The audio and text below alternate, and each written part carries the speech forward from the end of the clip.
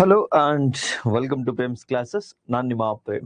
Dear students, ಎಲ್ಲರೂ ಕೂಡ ಪ್ರೇಮ್ಸ್ ಕ್ಲಾಸಸ್ಗೆ ಸ್ವಾಗತ. ಕಳೆದ ತರಗತಿಯಲ್ಲಿ ನಾವು ದ ಅರ್ತ್ ಅಂಡ್ ಯೂನಿವರ್ಸ್, ಭೂಮಿ ಮತ್ತೆ ವಿಶ್ವ, ಭೂಮಂಡಲ, ಇದರ ಬಗ್ಗೆ ಕಂಪ್ಲೀಟ್ ಆಗಿರತಕ್ಕಂಥ ಬ್ರಹ್ಮಾಂಡದ ಬಗ್ಗೆ ಡೀಟೇಲ್ ಆಗಿ ನೋಡ್ತಾ ಬಂದಿದ್ವಿ. ಅಂಡ್ ಅನೇಕ ಸಿದ್ಧಾಂತಗಳನ್ನು ಕೂಡ ಕಳೆದ ತರಗತಿಯಲ್ಲಿ ನೋಡಿದ್ವಿ. ಸೊ ಈ ಒಂದು ತರಗತಿಯಲ್ಲಿ ನಾವು ಸೆಕೆಂಡ್ ಚಾಪ್ಟರ್, ಎರಡನೇ ಕ್ಲಾಸ್ ಅಲ್ಲಿ ನಾವು formation of the solar star and planets, ಅಂದ್ರೆ ನಮ್ಮ ನಕ್ಷತ್ರಗಳು ಮತ್ತೆ ಗ್ರಹಗಳ ರಚನೆ ಯಾವ ರೀತಿ ಆಯ್ತು, ನಮ್ಮ ವಾಯುಗೋಳ ಅಥವಾ ಭೂಗೋಳ, ನಮ್ಮ ಭೂಮಿಯ ಸಂರಚನೆ ಕಂಪ್ಲೀಟ್ ಆಗಿ ಯಾವ ರೀತಿ ಆಯ್ತು, ಅದನ್ನ ನೋಡ್ತಾ ಹೋಗೋಣ.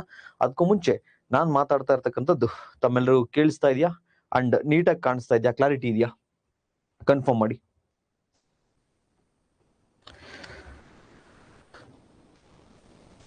ಅಂಡ್ 100 pages ನೋಟ್ಬುಕ್ ಅನ್ನ ತರ್ಲಿಕ್ಕೆ ಹೇಳಿದ್ನಲ್ಲ, ತಗೊಂಬಂದಿದ್ದೀರಲ್ವಾ?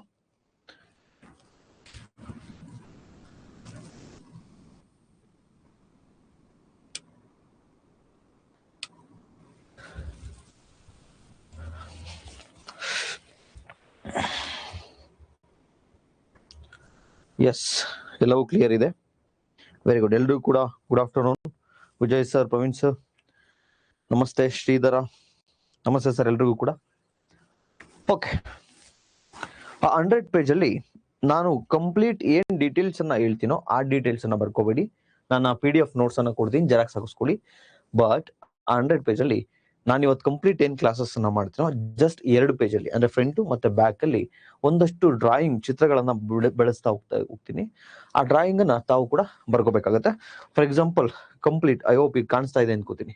ಇವತ್ತಿನ ಕಂಪ್ಲೀಟ್ ಜಸ್ಟ್ 2 ಪೇಜ್ ಅಲ್ಲಿ ಇರಬೇಕು, 1 ಅಂಡ್ ಅದ್ರ ಬ್ಯಾಕ್ ಸೈಡ್. ಸೊ ನೀಟಾಗಿ ಬರ್ಕೋಬೇಕಾಗತ್ತೆ. ಅಂಡ್ ತಮ್ಗೆ ಇನ್ನೊಂದು ಹೇಳ್ತೀನಿ, ನನ್ನ ಕಂಪ್ಲೀಟ್ ಜಿಯೋಗ್ರಫಿ ಮುಗಿಯೋರು ಕೂಡ ಇಷ್ಟೇ, ಮ್ಯಾಪಿಂಗು ಮತ್ತೆ ಡಯಾಗ್ರಾಮ್ ಅಲ್ಲೇ ಮುಗಿಸ್ಬೇಕಾಗತ್ತೆ. ಮ್ಯಾಪ್ ಯಾವ್ಯಾವ ತೆಗೆದುಕೋಬೇಕು ಅದೆಲ್ಲವನ್ನು ಕೂಡ ಫಸ್ಟ್ ಕ್ಲಾಸ್ ಅಲ್ಲಿ ನಾನು ಹೇಳಿದ್ದೀನಿ. ಓಕೆನಾ? ತಮ್ಗೆ ಫಸ್ಟ್ ಡೇ ಅಥವಾ ಸೆಕೆಂಡ್ ಡೇ ಅಥವಾ ಥರ್ಡ್ ಡೇ ಬರ್ಕೋಬೇಕಾದ್ರೆ ಸ್ವಲ್ಪ ಬೇಜಾರಾಗತ್ತೆ, ಬೋರಿಂಗ್ ಅನ್ಸುತ್ತೆ, ಬಿಕಾಸ್ ಡೈಲಿ ಬರೀಬೇಕಲ್ಲಪ್ಪ ಅಂತ ಹೇಳಿ ಮ್ಯಾಪ್ಗಳನ್ನ ಅಥವಾ ಚಿತ್ರಗಳನ್ನ. ಅದರ್ವೈಸ್ ನೋಟ್ಸ್ ಅನ್ನ ಬೇಡ, ನೋಟ್ಸ್ ನಾನು PDF ನೋಟ್ಸ್ ಕೊಡ್ತೀನಿ. ಆದ್ರೆ one fine day complete physical geography ಮುಗಿದಾಗ ಒಂದು 30 ಪೇಜ್ ಅಲ್ಲಿ ಚಿತ್ರಗಳಲ್ಲೇ ಕಂಪ್ಲೀಟ್ ಮುಗಿಸಿರ್ತೀರಾ ನೀವು 100 ಪೇಜ್ ಅಲ್ಲಿ. ಇನ್ನಿರ್ತಕ್ಕಂತಹ 70 ಪೇಜ್ ಅಲ್ಲಿ ಒಂದ್ 30 ಪೇಜು ಇಂಡಿಯಾ, ಒಂದ್ 30 ಪೇಜು ವರ್ಲ್ಡ್, ಅದು ಮ್ಯಾಪಿಂಗ್. ಸೊ ಒಂದ್ ಅರೌಂಡ್ 100 ಪೇಜ್ ಕಂಪ್ಲೀಟ್ ನಿಮ್ಮ ಮ್ಯಾಪು ಮತ್ತೆ ಚಿತ್ರಗಳಿರ್ತದೆ. ಫೈನಲ್ ಲಾಸ್ಟ್ ಕ್ಲಾಸ್ ಮುಗಿತಲ್ವ ನಿಮ್ದು ಜಿಯೋಗ್ರಫಿ, ಅವತ್ತು ನಿಮಗೆ ಖುಷಿ ಆಗುತ್ತೆ, ನಾನು ಇಷ್ಟೊಂದು ಮಾಡಿದ್ದೀನಿ, ಇಷ್ಟೊಂದು ತಿಳ್ಕೊಂಡಿದ್ದೀನಿ ಅಂತ ಹೇಳಿ. ಸೊ ಡೇ ಬೈ ಡೇ ನಮ್ಮ ಒಂದೊಂದೇ ಹವ್ಯಾಸಗಳನ್ನ ಬದಲಾಯಿಸ್ಕೊಂಡಾಗ ಇದು 2026 ಸ್ಟಾರ್ಟಿಂಗು ಒಂದಷ್ಟು ರೆಸೊಲ್ಯೂಷನ್ ಹಾಕೊಂಡಿರ್ತೀರ. 2026 ಎಂಡಿಂಗ್ ಅಷ್ಟರಲ್ಲಿ ಜಸ್ಟ್ ಒಂದೊಂದು ಆಟಿಟ್ಯೂಡ್ ಚೇಂಜ್ ಆಗ್ತಾ, ಬಿಹೇವಿಯರ್ ಚೇಂಜ್ ಆಗ್ತಾ, ನಮ್ಮ ಆಕ್ಟಿವಿಟಿ ಚೇಂಜ್ ಆಗ್ತಾ, ಫೈನಲಿ ಡಿಸೆಂಬರ್ 2026 ರಲ್ಲಿ ಕಂಪ್ಲೀಟ್ ನಾವು ಬದಲಾಗ್ಬೋದು. ಓಕೆ, ಎಲ್ಲರೂ ಕೂಡ ನಮಸ್ತೆ.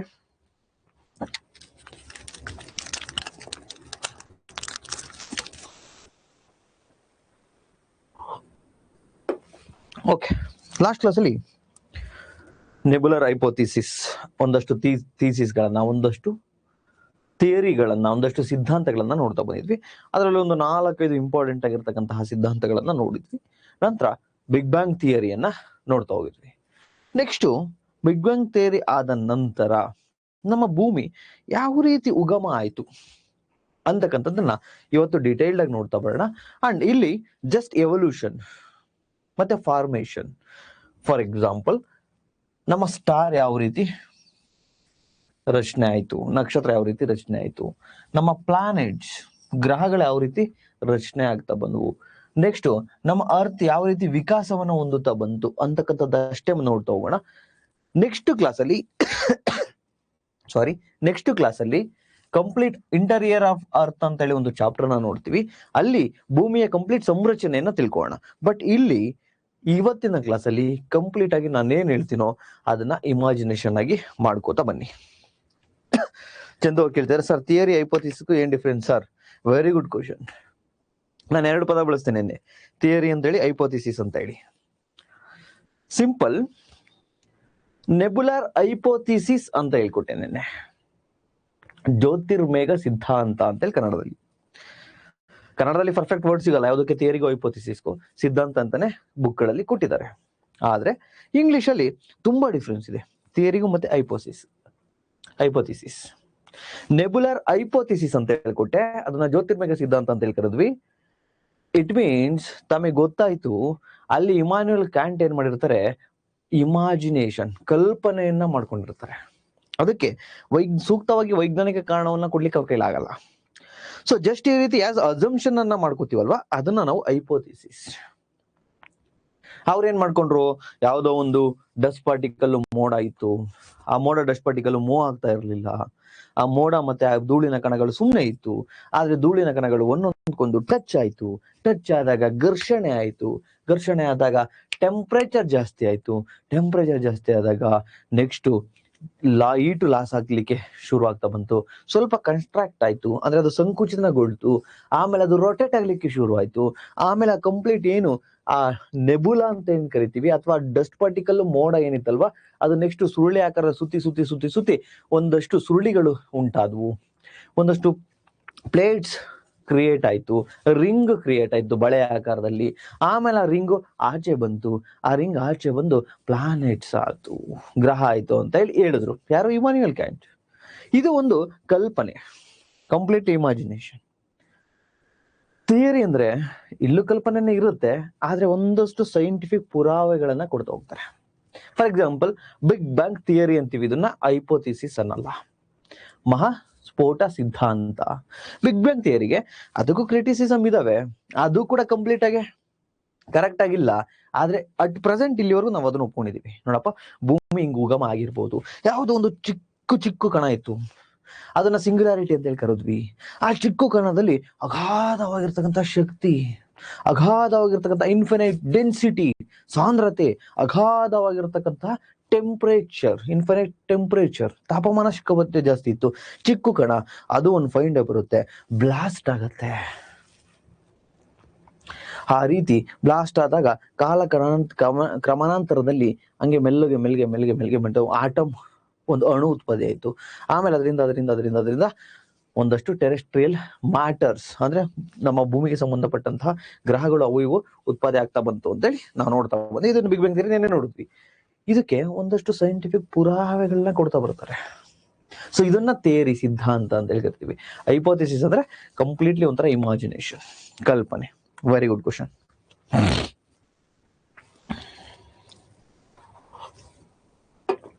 Yes, very good, Sadashiv sir. Good. Yes, very good. Hypothesis is a unconfirmed theory. Yes. Hypothesis is a testable. Yes, very good, Sadashiv sir. While theory is a well-defined and well-tested and explanation supported by the evidence. Very good. Okay, na? Clear? So, ಇವತ್ತಿಂದು class ತುಂಬಾ interesting ಆಗಿರುತ್ತೆ. ತಮಗೆ curiosity ಇರಲಿ and completely imagination ಅನ್ನ ಮಾಡ್ಕೋತಾ ಬನ್ನಿ. ನೆನ್ನೆ ತರಗತಿಯಲ್ಲಿ ಒಬ್ಬ ಯಾರೋ ವಿದ್ಯಾರ್ಥಿ ಯೂಟ್ಯೂಬ್ ಅಲ್ಲಿ ಕಮೆಂಟ್ ಹಾಕಿದ್ರು, ಏನಂತ, ಸರ್ ಬೋರ್ಡ್ ಮೇಲೆ ಇರೋದು ಓದ್ತಾ ಇದ್ದೀರಾ ಸರ್ ಅಂತ. ಅಂದ್ರೆ ನಾನು ಫಸ್ಟ್ ಏನ್ ಮಾಡ್ತೀನಿ, ನಿಮಗೆ ಕಂಪ್ಲೀಟ್ ಆಗಿ ಎಕ್ಸ್ಪ್ಲೈನ್ ಮಾಡ್ತೀನಿ ಕಾನ್ಸೆಪ್ಟ್ ನ, ನಂತರ ನಿಮ್ಮ ನೋಟ್ಸ್ ಅಲ್ಲಿ ನಾನೇನ್ ಕೊಟ್ಟಿದ್ದೀನಿ ಅಂತ ಒಂದ್ಸರ್ತಿ ಓದ್ತೀನಿ, ಅದು ರಿವಿಷನ್. ಆತ ಏನ್ ಮಾಡಿದಾನೆ, ಜಸ್ಟ್ ಸ್ಕಿಪ್ ಮಾಡ್ಕೊಂಡು ಬಂದಿದ್ದಾನೆ. ಜಸ್ಟ್ ನಾನು ಓದ್ತಾ ಇರ್ತೀನಲ್ಲ, ಅಲ್ಲಿ ಬಂದ್ ನೋಡೋನೆ, ಸರ್ ಓದ್ತಾ ಅವ್ರು ಬರೀ ಏನ್ ಕಣೋನೆ. ಇದನ್ನ ಯಾಕೆ ಈಗ ತೆಗೆದುಕೊಂಡೆ ಅಂದ್ರೆ, ನಮ್ಮ ಯುವಕರಲ್ಲಿ ಅಟೆಂಟಿವ್ ಡ್ಯೂರೇಷನ್ ಕಡಿಮೆ ಆಗಿದೆ ರೀ. ನೀಟಾಗಿ ಕಂಪ್ಲೀಟ್ ಆಗಿ ನೋಡ್ಕೊಂಡ್ ಬಂದ್ರೆ ಫಸ್ಟ್ ಎಕ್ಸ್ಪ್ಲೇನ್ ಮಾಡಿದ್ದಾರೆ, ಆಮೇಲೆ ಅದ್ರ ನೋಟ್ಸ್ ಏನಿದೆ ಅಂತ ಒಂದ್ಸತಿ ಓದಿದ್ದಾರೆ, ನೆಕ್ಸ್ಟ್ ಕಾನ್ಸೆಪ್ಟ್ ಅನ್ನ ಚಿತ್ರವನ್ನ ಬರ್ಸಿದ್ದಾರೆ, ಇದು ನೀಟಾಗಿ ಅರ್ಥ ಆಗುತ್ತೆ. ಅವನೇನ್ ಮಾಡಿದಾನೆ, ಆ ವಿದ್ಯಾರ್ಥಿ ಸ್ಕಿಪ್ ಮಾಡ್ಕೊಂಡು ಮುಂದೆ ಓಡಿಸ್ಕೊಂಡ್ ಬಂದಿರೋದು. ಸೊ ಆಗೇನಾಗತ್ತೆ, ನಾನು ಇದನ್ನ ಹೇಳ್ತಾ ಇರೋದು, ಈ ಅಟೆಂಟಿವ್ ಡ್ಯೂರೇಷನ್ ಅಥವಾ ಇಂಟು 2 ಹಿಡ್ಕೊಂಡು ಕೇಳೋದು, ಇದೆಲ್ಲ ಯಾಕೆ ಆಗ್ತಾ ಇದೆ ಅಂದ್ರೆ ನಮ್ಮ ಅಟೆಂಟಿವ್ ಡ್ಯೂರೇಷನ್ ಕಡಿಮೆ ಆಗ್ತಾ ಇದೆ. ನಾನು ಫಸ್ಟ್ ಕ್ಲಾಸ್ ಇಂದ ಅದನ್ನೇ ಹೇಳ್ತಾ ಇದ್ದೀನಿ, ರೀಲ್ಸ್ ನೋಡೋದು ಬಿಡಿ, ಇನ್ಸ್ಟಾಗ್ರಾಮ್ ನೋಡೋದು ಬಿಡಿ. ಆ ರೀಲ್ಸ್ ಎಳ್ದು not more than 7 to 10 second ಮೇಲೆ ನಾವು ರೀಲ್ಸೇ ನೋಡ್ತಾ ಇಲ್ಲ, ಜಸ್ಟ್ 12 ಸೆಕೆಂಡ್, ಆಮೇಲೆ ಸ್ಕಿಪ್. ಅದೇ ರೀತಿ ಇವತ್ತು ನಾವು ಪಾಠ ಪ್ರವಚನದಲ್ಲಿಯೂ ನಮ್ಮ ಕಾನ್ಸಂಟ್ರೇಷನ್ ಲೆವೆಲ್ ಅಷ್ಟಿದೆ. ಸೊ ದಯವಿಟ್ಟು ಅಷ್ಟನ್ನ ಬಿಡಿ, ಓಕೆನಾ? ಓಕೆ, ಇವತ್ತಿನ ತರಗತಿಯನ್ನ ಶುರು ಮಾಡೋಣ. Just A minute.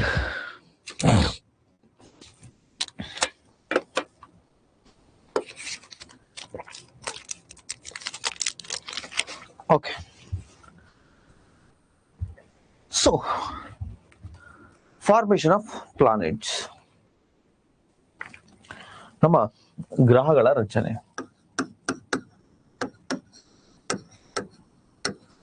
ಗ್ರಹಗಳ ರಚನೆ ಜೊತೆಗೆ ಫಾರ್ಮೇಶನ್ ಆಫ್ ಸ್ಟಾರ್ಸ್, ನಕ್ಷತ್ರಗಳ ರಚನೆ ನೋಡ್ತಾ ಹೋಗೋಣ. ನೋಡ್ರಿ, ತಾವು ನಿನ್ನೆಯಿಂದ ಅನೇಕ ಸಿದ್ಧಾಂತಗಳ ನೋಡಿದೀರಾ. ಒಂದು ಕಲ್ಪನೆ ತಮಗೆ ಬಂದಿದೆ. ಏನ್ ಕಲ್ಪನೆ ಅದು ಅಂದ್ರೆ, ಒಂದು ಈ ಬ್ರಹ್ಮಾಂಡ ಅಥವಾ ವಿಶ್ವ ಅಥವಾ ಈ ಸಂಪೂರ್ಣ ಸೋಲಾರ್ ಸಿಸ್ಟಮ್ ಎಲ್ಲ ರಚನೆ ಆಗೋದಕ್ಕಿಂತ ಮುಂಚೆ ಜಸ್ಟ್ ಒಂದು ಅಲ್ಲಲ್ಲೇ ಮೋಡ, ಕ್ಲೌಡು, ಡಸ್ಟ್ ಪಾರ್ಟಿಕಲ್, ಧೂಳಿನ ಕಣಗಳಿಂದ ಆಗಿರ್ತಕ್ಕಂಥ ದೊಡ್ಡ ಬೃಹತ್ ಆಕಾರ ಇತ್ತು. ಜಸ್ಟ್ ಒಂದು ಬೃಹತ್ ಆಕಾರ. ಅದು ಹಿಂಗ್ ಬೇಕಾದ್ರೂ ಇರ್ಬೋದು, ಅಥವಾ ಅದು ಹಿಂಗ್ ರೌಂಡೇ ಇರ್ಬೋದು, ಅಥವಾ ಅಲ್ಲಲ್ಲೇ ಹಿಂಗಿರ್ಬೋದು. ಒಟ್ಟು ಒಂದು ಬೃಹತ್ ಆಕಾರ ಇತ್ತು. ಅದ್ ಯಾವ್ದ್ರಿಂದ ಕೂಡಿತ್ತು? ಡಸ್ಟ್ ಪಾರ್ಟಿಕಲ್ಸ್, ಧೂಳಿನ ಕಣಗಳು ಮತ್ತೆ ಕ್ಲೌಡ್ಸ್, ಮೋಡಗಳಿಂದ ಕೂಡಿತ್ತು. ಇದನ್ನ ಏನಂತ ಹೇಳಿ ಕರೆದ್ವಿ? ನೆಬುಲಾ ಅಂತ ಕರೆದ್ವಿ. ನೆಬುಲಾ ಅಂತ ಕರೆದ್ವಿ. ಸೊ ಈ ಧೂಳಿನ ಕಣಗಳು ಅಥವಾ ಈ ಒಂದು ಏನು ಕ್ಲೌಡ್ಸ್ ಇತ್ತು, ಇದು ಇಲ್ಲಿರ್ತಕ್ಕಂಥ ಮೆಟೀರಿಯಲ್ಸ್ ಅಥವಾ ಮ್ಯಾಟರ್ಸ್, ವಸ್ತುಗಳು, ಅಥವಾ ಈ ಬಿಗ್ ಬ್ಯಾಂಗ್ ಥಿಯರಿ ಆದ ನಂತರ ಅದೇ ಆಗಿದೆ ಅನ್ಕೊಂಡ್ರು ಕೂಡ ಅದಾದ ನಂತರ ಎಲ್ಲಾ ವಸ್ತುಗಳು ಕೂಡ ಆ ಬ್ಲಾಸ್ಟ್ ಆದಾಗ ಸಮಾನಾಂತರವಾಗಿ ಹಂಚಿಕೆ ಆಗ್ಲಿಲ್ಲ. ಅಂದ್ರೆ ಈವನ್ ಆಗಿ ಡಿಸ್ಟ್ರಿಬ್ಯೂಷನ್ ಆಗ್ಲಿಲ್ಲ. ಕೆಲವು ಕಡೆ ಏನಾಯ್ತು, ಜಾಸ್ತಿ ಮೆಟೀರಿಯಲ್ಸ್, ವಸ್ತುಗಳು ಬಿದ್ವು. ಇನ್ನೊಂದು ಕೆಲವು ಕಡೆ ಅಲ್ಲಲ್ಲೇ ಲೈಟ್ ಆಗಿ ವಸ್ತುಗಳು ಬಿದ್ವು ಆ ಬ್ಲಾಸ್ಟ್ ಆದಾಗ. ಯಾಕೆ ಈ ರೀತಿ ಆಯ್ತು ಸರ್? ಇದರಿಂದ ಏನಾಯ್ತು ಸರ್? ಏನು ಹೆಚ್ಚು ವಸ್ತುಗಳು ಎಲ್ಲಿದ್ವಲ್ವಾ, ಅಲ್ಲಿ ಗ್ರಾವಿಟೇಷನಲ್ ಫೋರ್ಸ್ ಇಂದ, ಗುರುತ್ವಾಕರ್ಷಣೆಯ ಬಲದಿಂದ ಆ ಕಡೆ ತನ್ನೆಡೆ ಇನ್ನೂ ಅನೇಕ ವಸ್ತುಗಳನ್ನ ಸೆಳಿಲಿಕ್ಕೆ ಶುರುವಾಯ್ತು, ಪುಲ್ ಮಾಡ್ಲಿಕ್ಕೆ, ತನ್ನ ಕಡೆ ಕೇಳ್ಕೊಳ್ಳಿಕ್ಕೆ ಶುರುವಾಯ್ತು, ಬಿಕಾಸ್ ಆಫ್ ಗ್ರಾವಿಟಿ. ಆ ರೀತಿ ಈ ನೆಬುಲದ ಒಳಗಡೆ ಎಲ್ಲೋ ಒಂದ್ ಕಡೆ due to extra gravitational force, ಹೆಚ್ಚಿನ ಗುರುತ್ವಾಕರ್ಷಣೆಯ ಬಲದಿಂದ ಎಲ್ಲ ವಸ್ತುಗಳನ್ನು ತನ್ನೆಡೆ ಎಳ್ಕೊಳ್ಳಿಕ್ಕೆ ಶುರು ಆಯ್ತು. ಈ ನೆಬುಲಾ ಒಳಗಡೆ ಯಾವ ಒಂದು ಜಾಗದಲ್ಲಿ ಈ ತರ ಗ್ರಾವಿಟೇಷನಲ್ ಫೋರ್ಸ್ ಆಗಿ ಜಾಸ್ತಿ ಎಳ್ಕೊಳ್ಳಿಕ್ಕೆ ಶುರು ಆಯ್ತಲ್ವೇನ್ರಿ, ಅಲ್ಲಿ ಏನ್ ಡೆವಲಪ್ ಆಯ್ತು ಅಂದ್ರೆ ಗ್ಯಾಲಕ್ಸಿ. ಅಲ್ಲೇನ್ ಡೆವಲಪ್ ಆಯ್ತು? ಗ್ಯಾಲಕ್ಸಿ. ಕನ್ನಡದಲ್ಲಿ ಏನು ಸರ್ ಗ್ಯಾಲಕ್ಸಿ ಅಂದ್ರೆ? ನಕ್ಷತ್ರ ಪುಂಜ. ನಕ್ಷತ್ರ ಪುಂಜ. ನೆಕ್ಸ್ಟ್ ಈ ನಕ್ಷತ್ರ ಪುಂಜ ಏನಿತ್ತು ನಿಮಗೆ ಗೊತ್ತು. ಇವತ್ತು ನಕ್ಷತ್ರ ಪುಂಜ ಅಥವಾ ಗ್ಯಾಲಕ್ಸಿ ಅಂದ್ರೆ ಗ್ರೂಪ್ ಆಫ್ ಎ ಸ್ಟಾರ್ಸ್, ಅಂದ್ರೆ ನಕ್ಷತ್ರಗಳ ಗುಂಪಿಗೆ ನಕ್ಷತ್ರ ಪುಂಜ ಅಂತ ಹೇಳಿ ಕರಿತಾ ಹೋಗ್ತೀವಿ. ನೆಕ್ಸ್ಟ್ ಏನಾಯ್ತು, ಈ ಗ್ಯಾಲಕ್ಸಿ ಒಳಗಡೆ ಮತ್ತೆ ಇನ್ನೆಲ್ಲ ಒಂದ್ ಕಡೆ ಡ್ಯೂ ಟು ಗ್ರಾವಿಟೇಷನಲ್ ಫೋರ್ಸ್ ಮತ್ತೆ ಇನ್ನಿತರ ಕಾರಣಗಳಿಂದ ಅಲ್ಲಿ ಆ ವಸ್ತು ಸಂಚಯನ ಆಗ್ಲಿಕ್ಕೆ, ಏನು ಈ ಬಿಗ್ ಬ್ಯಾಂಗ್ ಥಿಯರಿಯಲ್ಲಿ ಅಥವಾ ಬ್ಲಾಸ್ಟ್ ಆಗಿತ್ತು ಅಥವಾ ಇನ್ನಿತರ ಥಿಯರಿಗಳ ಪ್ರಕಾರ ಯಾವುದೋ ಒಂದು ಇದರಿಂದ ಉಟ್ಕೊಂಡಿತ್ತಲ್ವಾ ಈ ನೆಬುಲಾದೊಳಗಡೆ, ಆ ವಸ್ತುಗಳು ಇನ್ನಷ್ಟು ಗುರುತ್ವಾಕರ್ಷಣ ಬಲದಿಂದ ಒಂದ್ ಕಡೆ ಅಲ್ಲೂ ಅಕ್ಯುಮುಲೇಟ್ ಆಗ್ಲಿಕ್ಕೆ ಶುರುವಾಯ್ತು. ಆ ಗ್ಯಾಲಕ್ಸಿ ಒಳಗಡೆ ಏನ್ ಈ ರೀತಿ ಆಯ್ತಲ್ಲ, ಅದೇ ಸ್ಟಾರ್, ಅದೇ ನಕ್ಷತ್ರ. ನಕ್ಷತ್ರ ಸೃಷ್ಟಿ ಆಯ್ತು. ಲಾಂಗ್ ಸ್ಟೋರಿ ಶಾರ್ಟ್, ಆರಾಮ ಕೇಳಿಸ್ಕೊಳ್ಳಿ. ನೋಡಪ್ಪ, ನಿಮ್ಗೆ ಈಗ ಆಲ್ರೆಡಿ ಗೊತ್ತು, ಅನೇಕ ಥೀಸಿಸ್ ಎಕ್ಸ್ಪ್ಲೈನ್ ಮಾಡಿದಾವೆ, ಬೇರೆ ಬೇರೆ ತರ ಹೇಳಿದಾವೆ, ಅದು ಬಿಡಿ. ಈಗ ನಾವು ಬಿಗ್ ಬ್ಯಾಂಗ್ ಸ್ಫೋಟನೇ ಆಗಿದೆ ಅನ್ಕೋಣ, ಮಹಾಸ್ಫೋಟ ಸಿದ್ಧಾಂತ ಅದ್ರ ಪ್ರಕಾರ ಒಂದು ಚಿಕ್ಕದು ಬ್ಲಾಸ್ಟ್ ಆಗಿದೆ ಅನ್ಕೋಣ. ಆ ವಸ್ತುಗಳು ಎಲ್ಲಾ ಕಡೆನೂ ಕೂಡ ಈವನ್ ಆಗಿ ಡಿಸ್ಟ್ರಿಬ್ಯೂಷನ್ ಆಗಿಲ್ಲ, ಅಂದ್ರೆ ಸಮಾನವಾಗಿ ಹಂಚಿಕೆ ಆಗಿಲ್ಲ. ಒಂದ್ ಕಡೆ ಜಾಸ್ತಿ ಬಿದ್ದಿದೆ, ಇನ್ನೊಂದ್ ಕಡೆ ಕಡಿಮೆ ಬಿದ್ದಿದೆ. ಜಾಸ್ತಿ ಎಲ್ಲಿ ಬಿದ್ದಿದೆಯೋ ಅಲ್ಲಿ ಗ್ರಾವಿಟೇಷನಲ್ ಫೋರ್ಸ್ ಜಾಸ್ತಿ ಇರುತ್ತೆ, ತನ್ನಡೆ ಇನ್ನಷ್ಟು ವಸ್ತುಗಳನ್ನ ಎಳ್ಕೊಳ್ಳುತ್ತೆ. ಆಗ ಆ ಕಡೆ ಅಲ್ಲಿರ್ತಕ್ಕಂಥ ಮೆಟೀರಿಯಲ್ಸ್ ಅಥವಾ ಮ್ಯಾಟರ್ಸ್ ಒಂದ್ ಕಡೆ ಆ ಕಡೆ ಬರ್ತಾ ಹೋಗುತ್ತೆ, ವಸ್ತು ತನ್ನ ಕಡೆ. ಏನ್ ಈ ರೀತಿ ಅಕ್ಯುಮುಲೇಟ್ ಆಯ್ತಲ್ವಾ, ಇಲ್ಲೇ ಗ್ಯಾಲಕ್ಸಿ ಮತ್ತು ಸ್ಟಾರ್ಸ್ ಫಾರ್ಮೇಶನ್ ಆದ್ವು. ಗ್ಯಾಲಕ್ಸಿ ಅಂದ್ರೆ ಏನು ಸರ್? ನಕ್ಷತ್ರ ಪುಂಜ. ನಕ್ಷತ್ರಗಳ ಗುಂಪು. ಗ್ಯಾಲಕ್ಸಿ ಒಳಗಡೆ ಅನೇಕ ಲಕ್ಷಾಂತರ ನಕ್ಷತ್ರಗಳ ಗುಂಪಿರ್ತವೆ. ಸೊ ಈ ರೀತಿ ನಕ್ಷತ್ರ ಏನ್ ಡೆವಲಪ್ ಆಯ್ತಲ್ವೇನ್ರಿ, ನಕ್ಷತ್ರ ಏನ್ ಡೆವಲಪ್ ಆಯ್ತಲ್ವಾ. ಫಾರ್ ಎಕ್ಸಾಂಪಲ್ ಇಲ್ಲಿ ನಕ್ಷತ್ರ ಡೆವಲಪ್ ಆಗಿದೆ, ಸ್ಟಾರ್. ಸೊ ಇದು ಸುತ್ತ, ಈ ನಕ್ಷತ್ರಗಳ ಸುತ್ತ ಒಂದು ಈ ನೆಬುಲಾದಲ್ಲಿರ್ತಕ್ಕಂತಹ ಇನ್ನ ಎಕ್ಸೆಸಿವ್ ಡಸ್ಟ್ ಪಾರ್ಟಿಕಲ್, ಅಂದ್ರೆ ಎಕ್ಸ್ಟ್ರಾ ಆಗಿರ್ತಕ್ಕಂತಹ ಡಸ್ಟ್ ಪಾರ್ಟಿಕಲ್ ಅಂದ್ರೆ ಧೂಳಿನ ಕಣಗಳು ನಕ್ಷತ್ರಗಳ ಸುತ್ತ ಇತ್ತು. ಸುತ್ತುತ್ತಿರಲಿಲ್ಲ, ನಕ್ಷತ್ರಗಳ ಸುತ್ತ ಇತ್ತು. ಯಾವುದು? Dust particle. ಸೊ ಈ ಡಸ್ಟ್ ಪಾರ್ಟಿಕಲ್ ಏನಿತ್ತು, ಅದ್ರ ಜೊತೆಗೆ ಅನೇಕ ಗ್ಯಾಸ್ ಅಂದ್ರೆ ಅನಿಲ ಇತ್ತು. ಸೊ ಡಸ್ಟ್ ಪಾರ್ಟಿಕಲ್ಲು ಅಂದ್ರೆ ಧೂಳಿನ ಕಣ ಮತ್ತೆ ಅನಿಲ ಇತ್ತು. ಆಮೇಲೆ ಏನಾಯ್ತು, ಈ ಡಸ್ಟ್ ಪಾರ್ಟಿಕಲ್ ಅನಿಲ ಏನಿತ್ತು ಇದು ಕಾಲಾಂತರದಲ್ಲಿ ಕೂಲ್ ಆಯ್ತು. ಏನಾಯ್ತು? ಕಾಲಾಂತರದಲ್ಲಿ ಇದು ಕೂಲ್ ಆಯ್ತು, ತಂಪಾಯ್ತು. ತಂಪಾದ್ಮೇಲೆ ಏನಾಯ್ತು? ಕಂಡೆನ್ಸೇಷನ್, ಸಾಂದ್ರೀಕರಣ, ಎಲ್ಲ ಗಟ್ಟಿ ಆಯ್ತು. ಏನಾಯ್ತು? ಕಂಡೆನ್ಸೇಷನ್,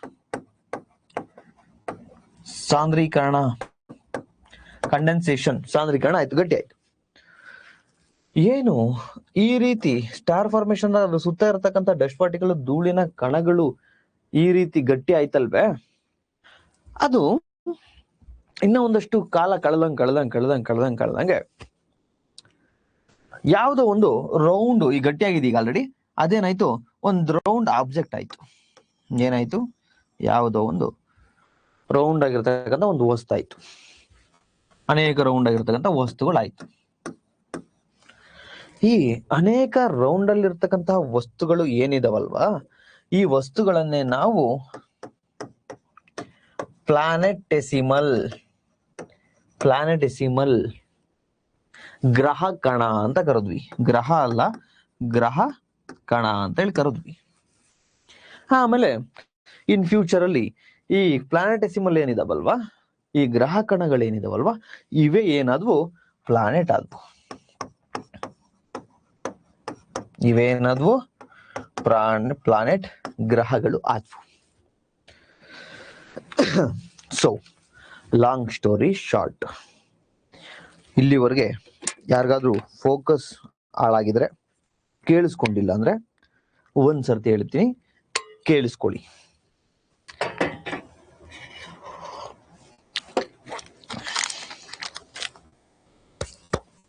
ನೋಡಿ,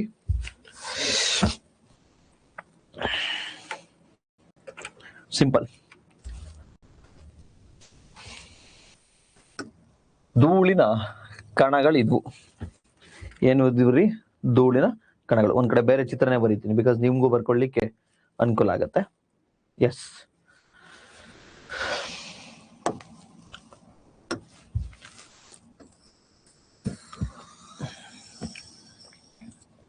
ಧೂಳಿನ ಕಣಗಳಿದ್ವು, ಡಸ್ಟ್ ಪಾರ್ಟಿಕಲ್ಸ್, ಅದ್ರ ಜೊತೆಗೆ ಗ್ಯಾಸ್. ಏನೇನಿತ್ತು? Dust particle and gas.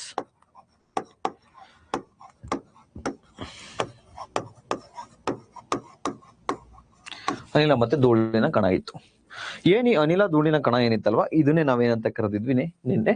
ನೆಬುಲಾ ಅಂತ ಕರೆದಿದ್ವಿ. ನೋಡಿ, ನೆನ್ನೆ ಕ್ಲಾಸ್ ನೋಡ್ಲಿಲ್ಲ, ಅರ್ಥ ಆಗಲ್ಲ. ಇದು ನೆಬುಲಾ ಅಂತ ಕರೆದಿದ್ವಿ, ಅಥವಾ ಕನ್ನಡದಲ್ಲಿ ಇದನ್ನ ನಿಹಾರಿಕೆ ಅಥವಾ ಜ್ಯೋತಿರ್ಮೇಘ ಅಂತ ಹೇಳಿ ಕರೆದಿದ್ವಿ. ಅಥವಾ ಕೆಲವು ಕ್ವಶನ್ ಪೇಪರ್ ಅಲ್ಲಿ ನೆಬುಲಾ ಅಂತಾನೆ ಕೊಡ್ತಾನೆ. ಸೊ ಕಾನ್ಸಂಟ್ರೇಷನ್ ಮಾಡಿ. ನೆಬುಲಾ ಆಯ್ತು, ತಮಗೆ ಗೊತ್ತು, ಡಸ್ಟ್ ಪಾರ್ಟಿಕಲ್.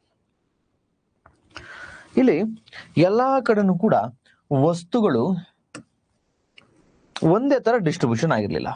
ಎಲ್ಲಾ ಕಡೆ ವಸ್ತುಗಳು ಒಂದೇ ತರ ಡಿಸ್ಟ್ರಿಬ್ಯೂಷನ್ ಆಗಿರ್ಲಿಲ್ಲ, ಅನ್ಇವನ್ ಆಗಿ ಡಿಸ್ಟ್ರಿಬ್ಯೂಷನ್ ಆಗಿತ್ತು.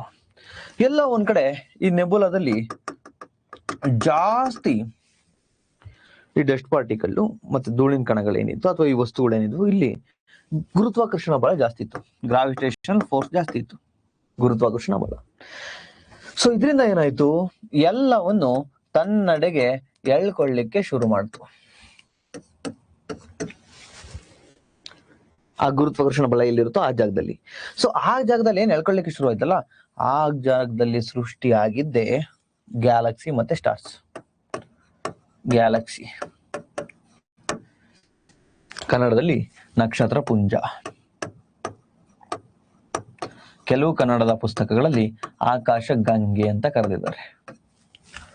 ನಕ್ಷತ್ರ ಪುಂಜ. ಗ್ಯಾಲಕ್ಸಿ ಅಂದ್ರೆ ಗೊತ್ತು, ನಕ್ಷತ್ರಗಳ ಗುಂಪು. ಗ್ಯಾಲಕ್ಸಿ ಅಂದ್ರೆ ತಮ್ಗೆ ಈಗ ಆಲ್ರೆಡಿ ಗೊತ್ತಿದೆ, ನಕ್ಷತ್ರಗಳ ಗುಂಪು. ಸ್ಟಾರ್, ಸ್ಟಾರ್ ನಕ್ಷತ್ರ. ಈ ಗ್ಯಾಲಕ್ಸಿ ಒಳಗಡೆ ಏನ್ ಸ್ಟಾರ್ ಇತ್ತು, ಈ ಸ್ಟಾರ್ನ ಸುತ್ತ, ಈ ಸ್ಟಾರ್ನ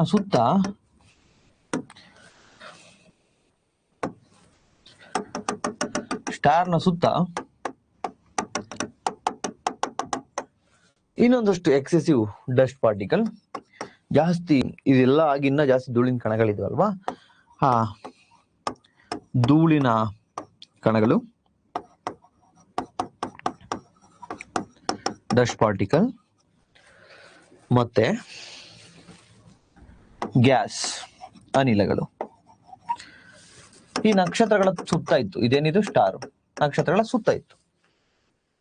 ಫ್ಯೂಚರ್ ಅಲ್ಲಿ ಕಾಲಾನುಕ್ರಮೇಣ ಇವೆಂಚುಯಲಿ ಒಂದಷ್ಟು ದಿನ ಆದ್ಮೇಲೆ, ಕಾಲ ಕಳೆದಂತೆ, ಟೈಮ್ ಆದಂತೆ ಇವೇನಾಯ್ತು, ಧೂಳಿನ ಕಣಗಳು ಮತ್ತೆ ಇದು ಕೂಲ್ ಆಯ್ತು,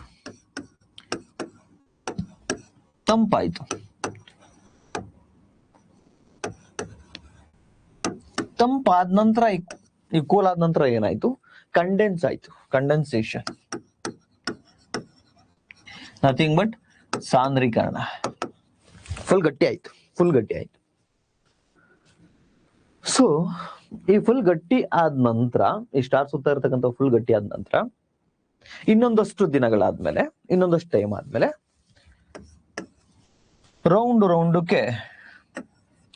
ರೌಂಡ್ ಆಬ್ಜೆಕ್ಟ್ ಆಗ್ಲಿಕ್ಕೆ ಶುರು ಆಯ್ತು.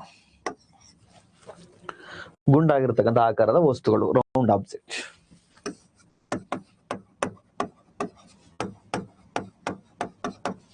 ದುಂಡಾದ ವಸ್ತುಗಳು, ದುಂಡಾಗಿರೋ ವಸ್ತು ಆಯ್ತು. ಈ ದುಂಡಾಗಿರ್ತಕ್ಕಂಥ ವಸ್ತುಗಳನ್ನೇ ನಾವೇನಂತ ಕರೆದ್ವಿ,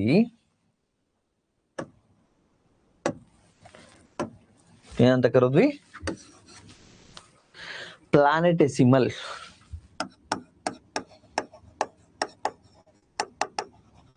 ಪ್ಲಾನೆಟೆಸಿಮಲ್, MAL. ಕನ್ನಡದಲ್ಲಿ ಗ್ರಹ ಕಣ ಅಂತ ಕರೆದ್ವಿ. ಇನ್ ಫ್ಯೂಚರ್ ಅಲ್ಲಿ ಈ ಪ್ಲಾನೆಟೆಸಿಮಲ್ ಏನಿದ್ದಾವೆ ಇವೇ ಏನಾದ್ವು, ಪ್ಲಾನೆಟ್ ಅಂದ್ರೆ ಗ್ರಹಗಳು ಆದ್ವು. ಸೊ ಈ ಸ್ಟಾರ್ ಸುತ್ತ ಡ್ರಾಯಿಂಗ್ ಬರ್ಕೊಳ್ಳಿ.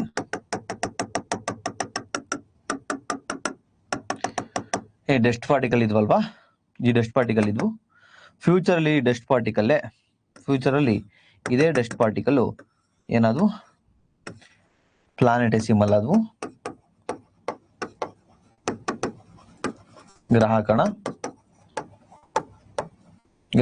ಆದ್ವು. ಆಮೇಲೆ ಈ ಪ್ಲಾನೆಟೆಸಿಮಲ್ ಇನ್ ಫ್ಯೂಚರ್ ಅಲ್ಲಿ ಈ ಗ್ರಹ ಕಣಗಳೇ ಪ್ಲಾನೆಟ್ ಆದ್ವು, ಗ್ರಹಗಳಾದ್ವು. ಈ ರೀತಿ ಗ್ರಹಗಳು ಮತ್ತೆ ನಕ್ಷತ್ರಗಳು ಉಗಮವಾದವು ಅಂತ ಹೇಳಿ ತೇರಿ ಕೊಟ್ಟಿರ್ತಕ್ಕಂಥದ್ದು. ಓಕೆನಾ? ಓಕೆ, ಬರ್ಕೊಳ್ಳಾಗಿದೆ. ಒಂದು 2 minutes ಕೊಡ್ತೀನಿ, ಬರ್ಕೊಳ್ಳಿ. ಅಥವಾ ಒಂದು 2 minutes ಟೈಮ್ ಕೊಡ್ತೀನಿ, ಒಂದ್ಸತಿ ರಿವಿಷನ್ ಮಾಡಿ. ಸೊ ಈ ಚಿತ್ರ ಇರ್ಲಾ ಅಥವಾ ಇಲ್ಲಿರ್ತಕ್ಕಂಥ ಚಿತ್ರ ಇರ್ಲಾ, ನಿಮ್ ಇಷ್ಟ.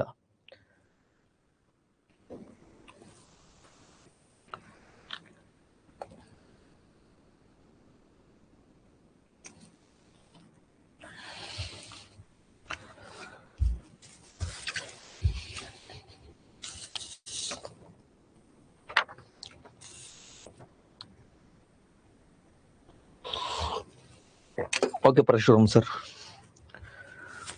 ಮತ್ತೆ ಇನ್ನೊಂದು ವಿಚಾರ ಹೇಳಬೇಕು. ಏನು ಅಂದ್ರೆ, ಬರ್ಕೊಳ್ಳಿ, ದಯವಿಟ್ಟು ಜಿಯೋಗ್ರಫಿಯನ್ನ ಅವತ್ತಿನ ತರಗತಿಯನ್ನ ಅವತ್ತೇ ಮುಗಿಸಿ ಡ್ಯೂ ಯಾವುದು ಇಟ್ಕೊಳ್ಳಿಕ್ಕೆ ಹೋಗ್ಬೇಡಿ. ಮತ್ತೆ ನಾನೇನ್ ಚಿತ್ರ ಬರೆಸ್ತೀನಲ್ಲ ಸಾಧ್ಯವಾದಷ್ಟು ನೀವೇ ಬರೀರಿ. ಜೊತೆಗೆ ನನ್ನ ನೋಟ್ಸ್ ಅನ್ನ ಜೆರಾಕ್ಸ್ ಅನ್ನ ತೆಗೆದುಕೊಳ್ಳಿ. ಮತ್ತೆ KPSC ವಿದ್ಯಾರ್ಥಿಗಳಿಗೆ ಫಿಸಿಕಲ್ ಜಿಯೋಗ್ರಫಿ, ಪ್ರಾದೇಶಿಕ ಭೂಗೋಳಶಾಸ್ತ್ರ ಕಾನ್ಸೆಪ್ಟ್ ಅರ್ಥ ಆದ್ರೆ ಇನ್ ಮಿಕ್ಕಿರ್ತಕ್ಕಂಥದ್ದು ಇಂಡಿಯಾದ್ದು ವರ್ಡ್ ಅವೆಲ್ಲ ಈಸಿಯಾಗಿ ಅರ್ಥ ಆಗ್ತವೆ. ಸೊ ಇದು ಕಾನ್ಸೆಪ್ಚುಯಲ್ ತಿಳ್ಕೊಳ್ಳಿ. ಅಂಡ್ ಇನ್ನೂ ಒಂದು ಏನ್ ಹೇಳೋದು ಅಂದ್ರೆ, ನಿಮಗೆ ಎಷ್ಟು ಜಾಸ್ತಿ ಇನ್ಫಾರ್ಮೇಶನ್ ಬೇಕೋ ಅಷ್ಟು ಇನ್ಫಾರ್ಮೇಶನ್ ಅನ್ನ ನಾನು ಕೊಡ್ತೀನಿ. ಆಮೇಲೆ ಸರ್ ಜಾಸ್ತಿ ಹೇಳ್ಕೊಡ್ತಾರೆ ಅಂತ ಹೇಳಿ ಕ್ಲಾಸೇ ಕೇಳ್ದಂಗೆ ಆಗ್ಬೇಡಿ. ನಾನು ನಿಮ್ಗೆ ಒಂದ್ ಎಲೆಯಲ್ಲಿ ಉಪ್ಪು ಹಾಕ್ತೀನಿ, ಉಪ್ಪಿನಕಾಯಿನೂ ಹಾಕ್ತೀನಿ, ಸ್ವೀಟು ಹಾಕ್ತೀನಿ, ಬೋಂಡನೂ ಹಾಕ್ತೀನಿ, ಬಜ್ಜಿನೂ ಹಾಕ್ತೀನಿ, ಅನ್ನ ಸಾಂಬಾರು, ಚಿತ್ರಾನ್ನ, ಪಲಾವು, ಪುಳಿಯೋಗರೆ ಎಲ್ಲ ಹಾಕ್ತೀನಿ. ನಿಮ್ಗೆ ಏನ್ ಬೇಕು ಅದಂತೀನಿ. ಓಕೆನಾ?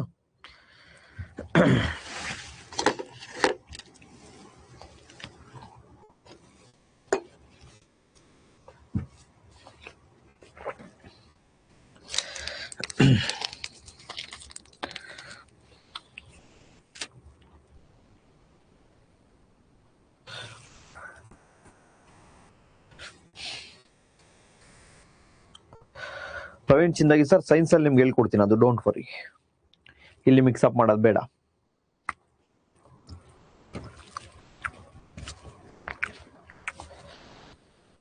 ಫಿಸಿಕ್ಸ್ ಪಾರ್ಟ್ ಅಲ್ಲಿ ನಿಮ್ಗೆ ಅದೇ ಹೇಳ್ಕೊಡ್ತೀನಿ.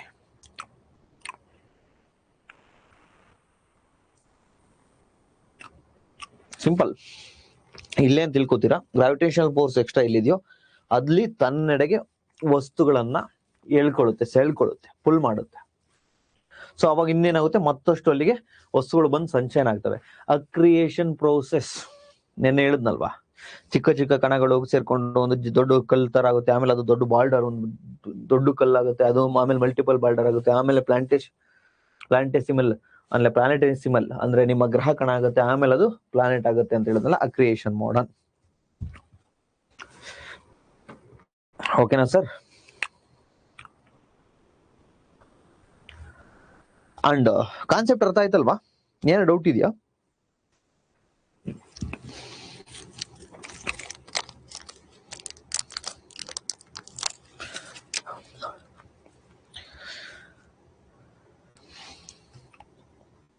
Very good.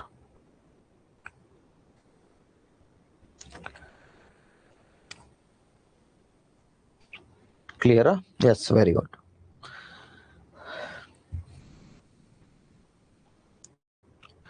No doubts are clear. Super. Awesome.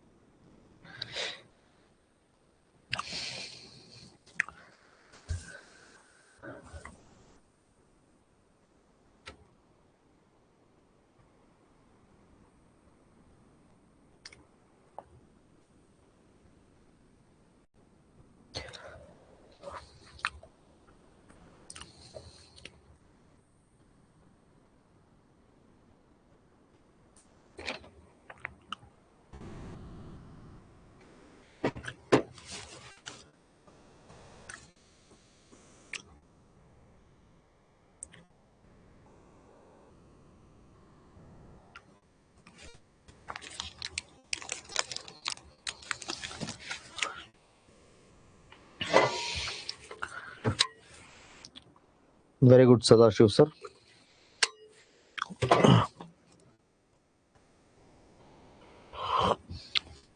Okay, next one ma.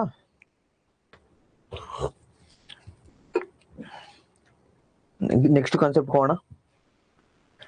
Classes upload ಆಗಿರುತ್ತೆ, ಆಗ ಇನ್ನ ಒಂದ್ಸರ್ತಿ ತಾವು ಬರ್ಕೊಳ್ಳಿ. ಓಕೆನಾ? ಹೋಗೋಣ ನೆಕ್ಸ್ಟ್ ಟಾಪಿಕ್. ಯಾವ ಡೌಟ್ ಇದೆ ಹೇಳ್ರಿ ಬೇಗ.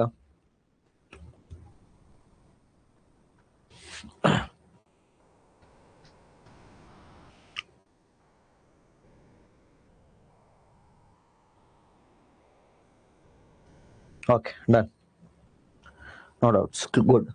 ನೋಡಿ, ಇಷ್ಟೊತ್ತು ನಾನು ಏನ್ ನಿಮ್ಗೆ ಹೇಳ್ಕೊಟ್ಟೆ ಅದನ್ನ ನಿಮ್ಮ 11th ಸ್ಟ್ಯಾಂಡರ್ಡ್ NCERT ಅಲ್ಲಿ ತುಂಬಾ ಶಾರ್ಟ್ ಅಂಡ್ ಸ್ವೀಟ್ ಆಗಿ ಕೊಟ್ಟಿದ್ದಾರೆ. ಸೊ ಅದನ್ನೊಂದ್ಸರ್ತಿ ನೋಡೋಣ. ಕನ್ನಡದಲ್ಲೂ ಇದೆ, ಇಂಗ್ಲಿಷಲ್ಲೂ ಇದೆ. ನಾನೀಗ ಏನ್ ಹೇಳ್ಕೊಟ್ಟ ಅದನ್ನೇ ಓದಿ, ಒಂದಷ್ಟು ಫ್ಯಾಕ್ಟ್ಸ್ ಇದೆ ನೋಡ್ಕೊಳ್ಳಿ. Distribution of matters and energy was not even distributions in early universe. ನಾವೇನ್ ಬ್ರಹ್ಮಾಂಡವನ್ನ ನೋಡಿದ್ವಲ್ವಾ, ಸ್ಟಾರ್ಟಿಂಗ್ ಅಲ್ಲಿ ಅಲ್ಲಿರ್ತಕ್ಕಂಥ ಮ್ಯಾಟರ್ಸ್ ಅಂಡ್ ಎನರ್ಜಿ, ಶಕ್ತಿ ಮತ್ತೆ ವಸ್ತುಗಳು ಈ ಈವನ್ ಆಗಿ ಡಿಸ್ಟ್ರಿಬ್ಯೂಷನ್ ಆಗಿರ್ಲಿಲ್ಲ. ಎಲ್ಲ ಕಡೆ ಸಮಾನಾಂತರ ಡಿಸ್ಟ್ರಿಬ್ಯೂಷನ್ ಆಗಿರ್ಲಿಲ್ಲ. Good. These initial density differences gave the rise of differences in gravitational forces. ಅಂದ್ರೆ ಏನು, ಇಲ್ಲೊಂದು ಇಷ್ಟು ವಸ್ತು ಇದೆ ಅನ್ಕೊಳ್ಳಿ, ಅರ್ಲಿ ಯೂನಿವರ್ಸ್ ಅಲ್ಲಿ, ಅಂದ್ರೆ ಆಗ ಸೃಷ್ಟಿಯಾಗಿರ್ತಕ್ಕಂಥ ಬ್ರಹ್ಮಾಂಡದಲ್ಲಿ ಅಥವಾ ವಿಶ್ವದಲ್ಲಿ ನೋಡಿ, ಇಲ್ಲಿ ಡೆನ್ಸ್ ಆಗಿ ವಸ್ತುಗಳು ಇದೆ. ಅದೇ ಇನ್ನೊಂದ್ ಕಡೆ ಇಲ್ಲಿ ಲೈಟ್ ಆಗಿದೆ ವಸ್ತುಗಳು. ಸೊ ಏನಿಲ್ಲಿ ಡೆನ್ಸ್ ಆಗಿದೆಯಲ್ಲ, ಅಂದ್ರೆ ಸಾಂದ್ರತೆ ಜಾಸ್ತಿ ಏನಿದೆಯಲ್ಲ, ಇಲ್ಲೇನಾಗುತ್ತೆ, ಗ್ರಾವಿಟೇಷನಲ್ ಫೋರ್ಸು ಜಾಸ್ತಿ ಇನ್ಕ್ರೀಸ್ ಆಗತ್ತೆ, ಜಾಸ್ತಿ ಇರುತ್ತೆ. ಇಲ್ಲಿ ಲೈಟ್ ಆಗಿ ಡಿಸ್ಟ್ರಿಬ್ಯೂಷನ್ ಏನಾಗಿರುತ್ತಲ್ಲ, ಅಲ್ಲ ಡೆನ್ಸಿಟಿ ಕಡಿಮೆ ಏನಿರುತ್ತಲ್ವಾ, ಸಾಂದ್ರತೆ ಕಡಿಮೆ ಏನಿರುತ್ತಲ್ವಾ, ಇಲ್ಲಿ ಗ್ರಾವಿಟೇಷನಲ್ ಫೋರ್ಸ್ ಕೂಡ, ಗುರುತ್ವಾಕರ್ಷಣ ಬಲವು ಕೂಡ ಕಮ್ಮಿ ಇರುತ್ತೆ. ಸೊ ಇದನ್ನ ಇಲ್ಲಿ ಏನ್ ಹೇಳ್ತಿದ್ದಾರೆ ಅಂದ್ರೆ, these initial density differences gave rise to the differences of gravitational forces. It causes the matter to get down together. This formed the base of development of galaxies. ಏನು, ಈ ರೀತಿ ಜಾಸ್ತಿ ಡಿಸ್ಟ್ರಿಬ್ಯೂಷನ್ ಆಗಿರ್ತಕ್ಕಂಥ ಸೈಡ್ ಅಲ್ಲಿ ಗ್ರಾವಿಟೇಷನಲ್ ಫೋರ್ಸ್ ಜಾಸ್ತಿ ಇರುತ್ತೆ. ಆಗೇನಾಗುತ್ತೆ, ಈ ಕಡೆ ಎಲ್ಲವನ್ನು ಕೂಡ ತನ್ನಡೆ ಸೆಳ್ಕೊಳ್ಳುತ್ತೆ. ಸೆಳ್ಕೊಂಡಂತಹ ಸಂದರ್ಭದಲ್ಲಿ ಉಂಟಾಗ್ತಕ್ಕಂಥದ್ದೇ ನಿಮ್ಮ ಗ್ಯಾಲಕ್ಸಿ, ನಕ್ಷತ್ರ ಪುಂಜ. ಆಲ್ರೆಡಿ ಎಕ್ಸ್ಪ್ಲೇನ್ ಮಾಡಿದ್ದೀನಿ, ಡೋಂಟ್ ವರಿ. ಜಸ್ಟ್ ಇದು ನಾನು ನಿಮ್ಗೆ NCERT ಅಲ್ಲಿ ಏನ್ ಕೊಟ್ಟಿದ್ದಾರೆ ಅಂತ ಹೇಳ್ಕೊಂಡು ಹೋಗ್ತೀನಿ. A Galaxy contains large number of the stars. Galaxy ಅಂದ್ರೆ ತಮಗೆ ಗೊತ್ತು, ನಕ್ಷತ್ರಗಳ ಗುಂಪು, group of stars, large group off star. ನಕ್ಷತ್ರಗಳ ಗುಂಪಿಗೆ ನಾವು ನಕ್ಷತ್ರ ಪುಂಜ, ಪುಂಜ ಅಂದ್ರೆ ಗುಂಪು, ನಕ್ಷತ್ರ ಪುಂಜ ಅಂತ ಹೇಳಿ ಕರಿತೀವಿ. ಇದನ್ನು ನಾವು ಆಲ್ರೆಡಿ ನೋಡಿದ್ವಿ. Galaxy spread over vast distances, that means measured by the thousands of light year. Yes, ಈ ಗ್ಯಾಲಕ್ಸಿ ಅಂತಕ್ಕಂಥದ್ದು ನೋಡಿ, ಲಕ್ಷಾಂತರ ನಕ್ಷತ್ರಗಳು ಸೇರ್ಕೊಂಡು ಒಂದು ಗ್ಯಾಲಕ್ಸಿ ಆಗುತ್ತೆ. ಈ ತರ ಈ ಗ್ಯಾಲಕ್ಸಿಗಳೇನಿದಾವೆ ಅಥವಾ ನಕ್ಷತ್ರ ಪುಂಜಗಳಿದಾವೆ, ಇವು ಲಕ್ಷಾಂತರ ಸೇರ್ಕೊಂಡು ಆಗಿರ್ತಕ್ಕಂಥದ್ದು ಯೂನಿವರ್ಸ್. ಓಕೆನಾ? ಸೊ ಇಲ್ಲೊಂದು ಗ್ಯಾಲಕ್ಸಿ ಇದೆ ಅನ್ಕೋಣ. ಫಾರ್ ಎಕ್ಸಾಂಪಲ್ ಇದು ಎ ಗ್ಯಾಲಕ್ಸಿ ಅನ್ಕೊಳ್ಳಿ, ಇಲ್ಲೊಂದು ಬಿ ಗ್ಯಾಲಕ್ಸಿ ಇದೆ. ಈ ಗ್ಯಾಲಕ್ಸಿಗಳ ನಡುವಿನ ಅಂತರವನ್ನ ನಾವು ಲೈಟ್ ಇಯರ್ಸ್ ಅಲ್ಲಿ ಅಳಿತಾ ಹೋಗ್ತೀವಿ. ನಮಗೂ ಸೂರ್ಯನಿಗೆ ಎಷ್ಟು ದೂರ ಇದೆ ಇದೆಲ್ಲವೂ ಕೂಡ ಲೈಟ್ ಇಯರ್ಸ್ ಅಲ್ಲಿ ಅಳಿಯೋದು. ಲೈಟ್ ಇಯರ್ಸ್ ಅಂದ್ರೆ ಏನು ಸರ್ ಕನ್ನಡದಲ್ಲಿ? ಅಂದ್ರೆ ಜ್ಯೋತಿರ್ವರ್ಷ, ಜ್ಯೋತಿರ್ವರ್ಷ ಅಂತ. ಸರ್ ಜ್ಯೋತಿರ್ವರ್ಷ ಅಂದ್ರೆ ಏನಪ್ಪಾ? It is A unit of distance, not time. ಇಲ್ಲಿ ಜ್ಯೋತಿರ್ವರ್ಷ ಅಂತ ಹೇಳ್ತಾ ಇದ್ದಾರೆ, ಲೈಟ್ ಇಯರ್ ಅಂತ ಹೇಳ್ತಿದ್ದಾರೆ. ಅಂದ್ರೆ ಇದು ಯಾವ್ದೋ ಟೈಮ್ ಬಗ್ಗೆ ಹೇಳ್ತಿದ್ದಾರೆ ಅನ್ಕೋಬೇಡಿ. ಇಲ್ಲಿ ಟೈಮ್ ಬಗ್ಗೆ ಮಾತಾಡ್ತಿಲ್ಲ, ಮಾತಾಡ್ತಿರೋದು ಡಿಸ್ಟೆನ್ಸ್ ಬಗ್ಗೆ. ಫಾರ್ ಎಕ್ಸಾಂಪಲ್ ಈ ಗ್ಯಾಲಕ್ಸಿಯಿಂದ ಈ ಗ್ಯಾಲಕ್ಸಿಗೆ ಎಷ್ಟು ಡಿಸ್ಟೆನ್ಸ್ ಇದೆ, ಈ ಡಿಸ್ಟೆನ್ಸ್ ಅನ್ನ ಯಾವ್ದ್ರಲ್ಲಿ ಎಳಿತಾ ಹೋಗ್ತೀವಿ? ಜ್ಯೋತಿರ್ವರ್ಷ ಅಥವಾ ಲೈಟ್ ಇಯರ್. ಸರ್ ಹಂಗಂದ್ರೆ ಆ ಲೈಟ್ ಇಯರ್ ಅಂದ್ರೆ ಏನ್ ಸರ್? ಲೈಟ್ ಇಯರ್ ಅಂದ್ರೆ ಸಿಂಪಲ್ ಅಪ್ಪ. ಲೈಟ್ ನಥಿಂಗ್ ಬಟ್ ನಿಮ್ ಟ್ಯೂಬ್ ಲೈಟ್ ಅಲ್ಲ, ಬೆಳಕು, ಬೆಳಕು. ಸೊ ಬೆಳಕಿನ ವೇಗ ಎಷ್ಟಿದೆ? ಬೆಳಕು ಎಷ್ಟು ವೇಗವಾಗಿ ಹೋಗುತ್ತೆ ಅಂದ್ರೆ, ಬೆಳಕು ವೇಗ, ಬೆಳಕಿನ ವೇಗ 10 into 10 to the power of 3 into 10 to the power of 8 meter per second. ಎಷ್ಟು? 3 into 10 to the power of 8 meter per second. ಇಷ್ಟು ಗಾಳಿಯ ವೇಗ. ಸರ್ ಎಷ್ಟಿರುತ್ತೆ ಸರ್ ಅರೌಂಡ್ ಅದು? Light travels at the speed of 3 lakh kilometer per second. ಇದು ಹೆಚ್ಚು ಕಮ್ಮಿ 1 ಸೆಕೆಂಡ್ಗೆ 3 lakh kilometer, 3 ಲಕ್ಷ ಕಿಲೋಮೀಟರ್ 1 ಸೆಕೆಂಡ್ಗೆ ಲೈಟ್ ಹೋಗುತ್ತೆ. ಸೊ ಈ ಲೈಟು 1 ಸೆಕೆಂಡ್ಗೆ 3 ಲಕ್ಷ ಕಿಲೋಮೀಟರ್ ಹೋಗ್ಬೇಕು ಅಂದ್ರೆ 1 ವರ್ಷಕ್ಕೆ ಎಷ್ಟು ದೂರ ಹೋಗುತ್ತೆ, ಅದನ್ನ 1 ಲೈಟ್ ಇಯರ್ ಅಂತ ಹೇಳಿ ಕರಿತೀವಿ. ಸೊ ಈಗ ತಮಗೆ long story short, light year ಅಂದ್ರೆ ಜ್ಯೋತಿರ್ವರ್ಷ. ಕನ್ನಡದಲ್ಲಿ ಜ್ಯೋತಿರ್ವರ್ಷ ಅಂದ್ರೆ ಸಿಂಪಲ್, ಲೈಟು 1 ಸೆಕೆಂಡಿಗೆ ಸುಮಾರು 3 ಲಕ್ಷ ಕಿಲೋಮೀಟರ್ ಹೋಗುತ್ತೆ ಬೆಳಕು. ಅದು 1 ವರ್ಷಕ್ಕೆ ಎಷ್ಟು ಹೋಗುತ್ತಲ್ವಾ, ಎಷ್ಟು ದೂರ ಹೋಗುತ್ತಲ್ವಾ, ಅದನ್ನ 1 ಲೈಟ್ ಇಯರ್ ಅಂತ ಹೇಳಿ ಕರಿತೀವಿ. ಈ ಲೈಟ್ ಇಯರ್ ಅಲ್ಲಿ ಏನನ್ನ ಅಳಿತೀವಿ, ಈ ಗ್ಯಾಲಕ್ಸಿ ಮತ್ತೆ ಇನ್ನೊಂದು ಗ್ಯಾಲಕ್ಸಿ ನಡುವೆ ಅಂತರ, ನಮಗೂ ಸೂರ್ಯಗೆ ಎಷ್ಟಿದೆ ಅಂತರ, ಇವನ್ನ ಲೈಟ್ ಇಯರ್ ಅಲ್ಲಿ ನಾವು ಹೇಳೋದು. So light year is the measurement of the distances not time. ಇದು ದೂರವನ್ನ ಅಳೆಯೋಕೆ ಬಳಸ್ತೀವಿ, ನಾಟ್ ಆಫ್ ಟೈಮ್, ಟೈಮ್ ನ ಅಳಿಲಿಕ್ಕಲ್ಲ. Light travels at the speed of 3 lakh kilometers per second. Considering this, the distances of light will travel in 1 year is taken to the 1 light year. 1 ವರ್ಷಕ್ಕೆ ಎಷ್ಟು travel ಆಗುತ್ತಲ್ಲ ಆ ರೀತಿ light ಬೆಳಕು, ಅದನ್ನ 1 ಜ್ಯೋತಿರ್ವರ್ಷ ಅಥವಾ 1 ಲೈಟ್ ಇಯರ್ ಅಂತ ಹೇಳಿ ಕರಿತೀವಿ. This equals to the 9.861 into 10 to the power of 12 kilometer. 1 light year ಎಷ್ಟಾಗುತ್ತೆ, 9.461 into 10 to the power of 12 kilometer ಅಷ್ಟಾಗುತ್ತೆ. The mean distances between the sun and earth, ನಮ್ಮ ಭೂಮಿ ಮತ್ತೆ ಸೂರ್ಯನಿಗಿರ್ತಕ್ಕಂತಹ ದೂರ ಎಷ್ಟು ಅಂದ್ರೆ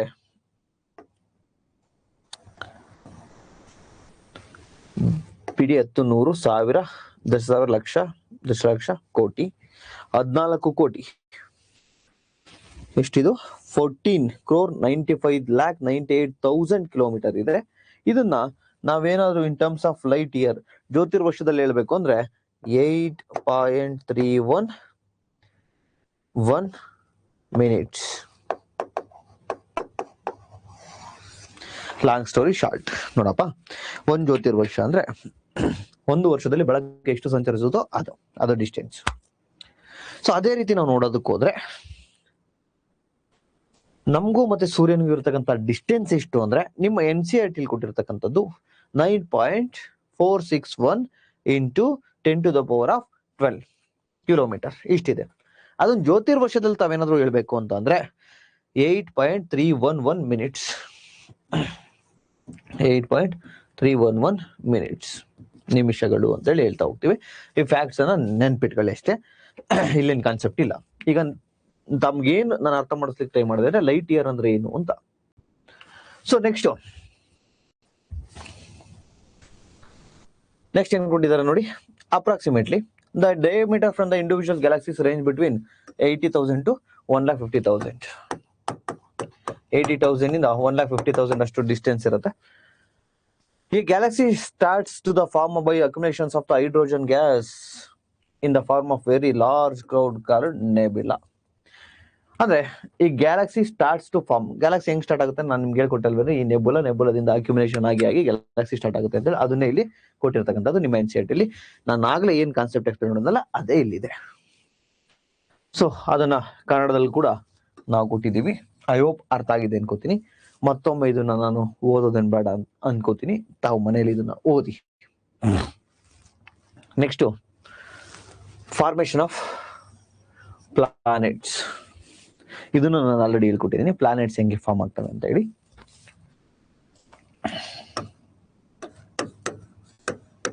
ಗ್ರಹಗಳ ರಚನೆ ಹೆಂಗ್ ರಚನೆ, ಅದು ಆ ಸ್ಟಾರ್ ಸುತ್ತ ಆ ನೆಬುಲಾ ಇಂದ ಬಂದಿರತಕ್ಕಂಥ ಡಸ್ಟ್ ಪಾರ್ಟಿಕಲ್ ಇದ್ವು, ಅವೇನಾಗ್ತವೆ ಕಂಡೆನ್ಸ್ ಗಟ್ಟಿ ಆಗ್ತವೆ. ಗಟ್ಟಿ ಆದ ನಂತರ ಏನಾಗ್ತವೆ ಸಣ್ಣ ಸಣ್ಣ ಕಣಗಳಾಗ್ತವೆ, ಅವನ್ನೇ ಗ್ರಹ ಕಣ ಅಂತ ಹೇಳಿ ಕರಿತೀವಿ. ಅವು ಮುಂದೆ ಗ್ರಹಗಳಾಗ್ತವೆ ಅಂತೇಳಿ ಈಗ ಆಲ್ರೆಡಿ ಜಸ್ಟ್ ಒಂದು 10 minutes ಬಿಫೋರ್ ಹೇಳಿದ್ದೀನಿ. So the following are considered to be the stages in development of the planets. The stars are localized lumps of gas within the nebula. ನೆಬುಲಾದಲ್ಲಿ ಎಲ್ಲೋ ಒಂದ್ ಕಡೆ ಈ ಡಸ್ಟ್ ಪಾರ್ಟಿಕಲ್ ನ ಒಂದು ಲಂಪ್ ಇರುತ್ತೆ, gas ನ lump. ಇದನ್ನ ನಾವೇ ಅಂತ ಹೇಳಿ ಕರೆದ್ವಿ, ಸ್ಟಾರ್ ಅಂತ ಕರೆದ್ವಿ, ನಥಿಂಗ್ ಬಟ್ ನಕ್ಷತ್ರ ಅಂತ ಕರೆದ್ವಿ ಅಲ್ವಾ. The gravitational force within the lumps lead to the formation of the core. ಇಲ್ಲಿ ಗ್ರಾವಿಟೇಷನ್ ಫೋರ್ಸ್ ಇಂದ ಮತ್ತಷ್ಟು ಈ ಕೋರ್ ಸ್ಟ್ರಾಂಗ್ ಆಗ್ತಾ ಬರ್ತದೆ. ನೆಕ್ಸ್ಟ್ ಕೋರ್ ಡೆವಲಪ್ ಆಗುತ್ತಲ್ವಾ, ಇಲ್ಲಿ to the gas cloud and huge rotating disc of gas and dust develops around the gas core. ಈ star ನಲ್ಲಿ ಈ ಗ್ಯಾಸ್ ಕೋರ್ ಏನಿರುತ್ತಲ್ಲ ಅದ್ರ ಸುತ್ತ ಆ ಸ್ಟಾರ್ ನ ಆ ನಕ್ಷತ್ರದ ಸುತ್ತ ಡಸ್ಟ್ ಪಾರ್ಟಿಕಲ್ ಇರ್ತವೆ. ಅವು ಸುತ್ತೋಗ್ಲಿಕ್ಕೆ ಶುರು ಆಗ್ತವೆ. ಇನ್ fine day in the next stage gas clouds start getting condense. ಏನು ಈ ಸ್ಟಾರ್ ನ ಸುತ್ತಾ ಇರ್ತಾವಲ್ವಾ ಗ್ಯಾಸು ಮತ್ತೆ ಡಸ್ಟು, ಇದೇನಾಗುತ್ತೆ ಕಂಡೆನ್ಸ್ ಆಗುತ್ತೆ. ನಾನು ಇದನ್ನ ಆಲ್ರೆಡಿ ಹೇಳ್ಕೊಟ್ಟಿದ್ದೀನಿ, ಬಟ್ ಒಂದ್ಸತಿ NCERT ಎಕ್ಸ್ಪ್ಲೇನ್ ಮಾಡ್ತಿದ್ದೀನಿ ಅಷ್ಟೇ. ಕಂಡೆನ್ಸ್ ನಥಿಂಗ್ ಬಟ್ ಸಾಂದ್ರೀಕರಣ, ಗಟ್ಟಿ ಆಗುತ್ತೆ. ಗಟ್ಟಿ ಆಗ್ಬಿಟ್ಟು ಏನಂದ್ರೆ ಚಿಕ್ಕ ಚಿಕ್ಕ ಆಬ್ಜೆಕ್ಟ್ ಆಗುತ್ತೆ. The matter around the core develops into the small rounded object. ಇದೇನಾಗುತ್ತೆ ಆಮೇಲೆ ಈ ಸುತ್ತ ಇರ್ತಕ್ಕಂಥ ಸಾಂದ್ರೀಕರಣಗೊಂಡು ಚಿಕ್ಕ ರೌಂಡ್ ಆಬ್ಜೆಕ್ಟ್, ವೃತ್ತಾಕಾರದ ವಸ್ತುಗಳಾಗ್ತವೆ. ಇವನ್ನೇ ನಾವು ಏನಂತ ಹೇಳಿ ಕರಿತೀವಿ, ಪ್ಲಾನೆಟೆಸಿಮಲ್, ಕನ್ನಡದಲ್ಲಿ ಗ್ರಹ ಕಣಗಳು ಅಂತ ಹೇಳಿ ಕರಿತಾ ಹೋಗ್ತೇವೆ. These small rounded objects, by the process of cohesion's development, what is called planetesimals. Large bodies start forming by the collisions and gravitation and attractions causes by the material to the stick together. ಆಮೇಲೆ ಈ ಗ್ರಹ ಕಣಗಳು ಅಥವಾ ಚಿಕ್ಕ ಏನ್ ಈ ಕಣಗಳು ಇರ್ತಾವಲ್ವಾ, due to gravitational forces ಅವು ಏನ್ ಮಾಡಿದ್ರೆ ಒಂದಕ್ಕೊಂದು ಡಿಕ್ಕಿ ಹೊಡೆದ್ಬಿಟ್ಟು ಅಲ್ಲೇ ತಾವು ಬಂಧನಗೊಳ್ತವೆ. So these planetesimals are large number of smaller bodies. The final stage, these large number of the planetesimals are created. ಅಂದ್ರೆ ಆ ಎಲ್ಲ ಪ್ಲಾನೆಟೆಸಿಮಲ್ಸ್ ಗ್ರಹ ಕಣಗಳು ಒಂದ್ ಕಡೆ ಸೇರ್ಕೊಂಡು ಸಂಚಯನಗೊಂಡು ಕ್ರಿಯೇಟೆಡ್ ಪ್ರೋಸೆಸ್ ಅನ್ನು ನಾನು ಹೇಳ್ಕೊಟ್ಟಿದ್ದೀನಿ. ಸಂಚಯನ ಪ್ರಕ್ರಿಯೆ. ಸಂಚಯನಗೊಂಡು ಏನಾಗ್ತವೆ, fewer large bodies in the form of planets, ಗ್ರಹಗಳಾಗ್ತವೆ. ಸೊ ಇಷ್ಟು ಸಿಂಪಲ್ ಆಗಿದೆ ನಿಮ್ಮ NCERT ಅಲ್ಲಿ. ಇದು ಕನ್ನಡದಲ್ಲಿ ಕೂಡ ಇದೆ ನೋಡಿ. ಫಾರ್ಮೇಶನ್ ಆಫ್ ಪ್ಲಾಂಟ್ಸ್ ಅಂದ್ರೆ ಏನು ಅಂತ, ಗ್ರಹಗಳ ರಚನೆ ಯಾವ ರೀತಿ ಇರುತ್ತೆ ಅಂತೇಳಿ ಒಂದ್ಸತಿ ನೋಡಿ, ಕನ್ನಡದಲ್ಲೂ ಇದೆ. ಓಕೆ, ಇಲ್ಲಿಗೆ ನಾವು ಗ್ರಹಗಳು ಯಾವ ರೀತಿ ಉದಯ ಆಯ್ತು, ನಕ್ಷತ್ರಗಳು ಯಾವ ರೀತಿ ರಚನೆ ಆಯ್ತು ಅನ್ನೋದನ್ನ ನೋಡಿದ್ವಿ. ಕ್ಲಿಯರಾ?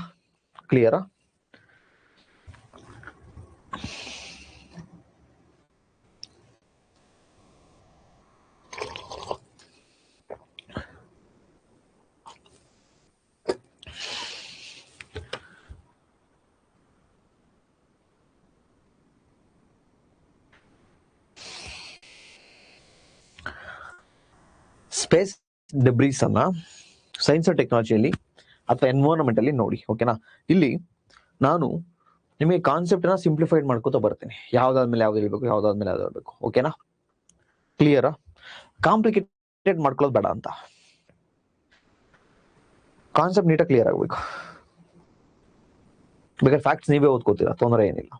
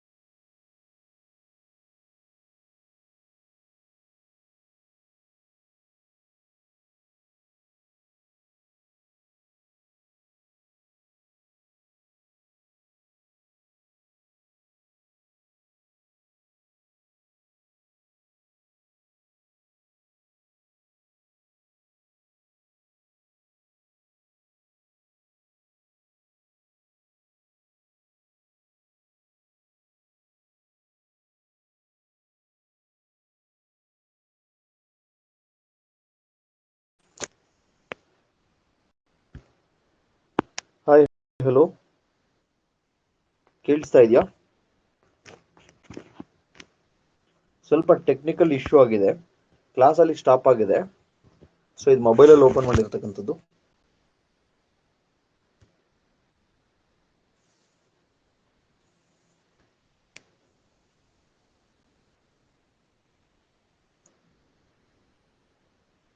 ಕೇಳಿಸ್ತಾ ಇದೆ ಅಲ್ವಾ? ಸೊ ಇಲ್ಲಿಗೆ ನಾವು ಏನ್ ಮುಗಿಸಿದ್ವಿ ಅಂದ್ರೆ, evolution of formation of star and planets, ನಕ್ಷತ್ರ ಮತ್ತೆ ಗ್ರಹಗಳ ರಚನೆಯನ್ನ ನೋಡ್ತಾ ಬಂದ್ವಿ. Next evolution of earth, lithosphere, atmosphere, hydrosphere ನಾಳೆ ನೋಡೋಣ. ಯಾಕೆಂದ್ರೆ ನಾಳೆನೇ ಕಂಟಿನ್ಯೂ ಮಾಡ್ತೀನಿ, ಬಿಕಾಸ್ ಸಮಥಿಂಗ್ ಏನೋ ಟೆಕ್ನಿಕಲ್ ಇಶ್ಯೂ ಬರ್ತಾ ಇದೆ ಬೆಳಿಗ್ಗೆಯಿಂದ ಆಪು. ಸೊ ಇಲ್ಲಿವರೆಗೂ ಇವಾಗ ಏನ್ ನಾನು ಹೇಳ್ಕೊಟ್ನಲ್ಲ, ಇದನ್ನ ದಯವಿಟ್ಟು ರಿವಿಷನ್ ಮಾಡಿ. ಮಿಕ್ಕಿದ್ನ ನಾಳೆ ನೋಡ್ತಾ ಹೋಗೋಣ. ಓಕೆನಾ? ಏನೋ ಡೌಟ್ ಇದೆಯಾ? ಸೊ ಆನ್ಲೈನ್ದು ಸಮಸ್ಯೆ ಯಾವಾಗ ಆಗ್ತಾ ಇರುತ್ತೆ, ಸ್ವಲ್ಪ ಅಡ್ಜಸ್ಟ್ ಮಾಡ್ಕೊಳ್ಳಿ. ಓಕೆ, ಆಯ್ತು, ಹೇಳ್ತೀವಿ ಸರ್. Okay, done. ಈಗಲೇ ಸ್ಪೇಸ್ ಡೆಬ್ರಿಸ್ ಬಗ್ಗೆ ಮಾತಾಡೋದು ಬೇಡ ಅಂತ ಸರ್. ಇನ್ನ ನಾವು ಹೆಂಗೆ ಭೂಮಿ ಉದಯ ಆಗಿದೆ ಅನ್ನೋದ್ರ ಬಗ್ಗೆ ನೋಡ್ತಾ ಇದೀವಿ. ಓಕೆನಾ? ಐ ಥಿಂಕ್ ನೋಡೋಣ, ಫ್ರೀ ಆದ್ರೆ ನಾನು ನಿಮ್ಗೆ ಸೈನ್ಸ್ ಅಂಡ್ ಟೆಕ್ನಾಲಜಿ ಎಲ್ಲ ಹೇಳ್ಕೊಡ್ತೀನಿ. ಓಕೆನಾ? ಸದಾಶಿವ್ ಸರ್, ಡನ್ನಾ? ಆಗ್ಬೋದಾ? Very good. ನನಗೆ ಒಂದು ಖುಷಿ ಏನಾಗ್ತಾ ಇದೆ ಅಂದ್ರೆ, ಇಷ್ಟೊಂದು ಜಾಸ್ತಿ ಹೇಳ್ಕೊಟ್ರು ಮತ್ತಷ್ಟು ಹೇಳ್ಕೊಡಿ ಅನ್ನೋದೊಂದು ಇದೆಯಲ್ಲ ಸ್ಟೂಡೆಂಟ್ಸ್ ಎಲ್ಲ, ಅದು ಬರಬೇಕು. ಯೂಶಲಿ ಏನ್ ಮಾಡ್ತಾರೆ, ಒಂದಷ್ಟು ಕಡಿಮೆಗೆ ಅಯ್ಯೋ ಇದೇ ಜಾಸ್ತಿ ಹೇಳ್ಕೊಡ್ತಾರೆ ಅನ್ಕೊಂಡ್ಬಿಡ್ತಾರೆ. Very good, thank you so much. ಸಿಗೋಣ, ಬಾಯ್. ನಾಳೆ ಕ್ಲಾಸಲ್ಲಿ ಸಿಗೋಣ, ಡೋಂಟ್ ವರಿ. ನಾಳೆ 2:30ಗೆ ಎಕ್ಸಾಕ್ಟ್ ಆಗಿ ತೆಗೆದುಕೋತೀನಿ, ಬನ್ನಿ. ತುಂಬಾ ಇಂಟ್ರೆಸ್ಟಿಂಗ್ ಆಗಿತ್ತು ಆಕ್ಚುಲಿ. ಏನ್ ಮಾಡ್ತೀರಾ, ಸ್ವಲ್ಪ ಸಮಸ್ಯೆ, ಬೆಳಗ್ಗೆಯಿಂದನೂ ಈ ಸಮಸ್ಯೆ ಆಗ್ತಾ ಇದೆ. Parashuram sir, thank you sir. Bye, see you, take care. ಆರಾಮಾಗಿ ರಿವಿಷನ್ ಮಾಡಿ. ಓಕೆ, ಈ ಕ್ಲಾಸಸ್ ಈಗ ಅಪ್ಲೋಡ್ ಮಾಡ್ತೀವಿ ನೋಡಿ, ನಾನು ಹೇಳ್ತೀನಿ ನಮ್ಮ ಟೀಮ್ ಅವ್ರಿಗೆ. ಓಕೆನಾ?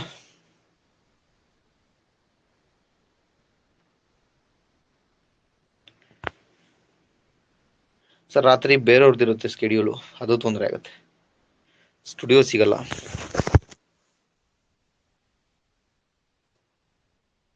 ಬಿಡಿ, ನಾಳೆ ಮಾಡ್ಕೊಡ್ತೀನಿ. ನಾಳೆ ಇದು ಕಂಪ್ಲೀಟ್ ಮಾಡೋಣ. ಇದು evolution of earth, lithosphere, atmosphere ಅಂದ್ರೆ ಹೈಡ್ರೋಸ್ಫಿಯರ್, ಭೂಮಿ, ಭೂಗೋಳ ಮತ್ತೆ ವಾತಾವರಣ ಮತ್ತೆ ಜಲಗೋಳದ ವಿಕಸನವನ್ನ ನಾಳೆ ಕಂಪ್ಲೀಟ್ ಮಾಡೋಣ. Bye, see you, take care, have a nice day.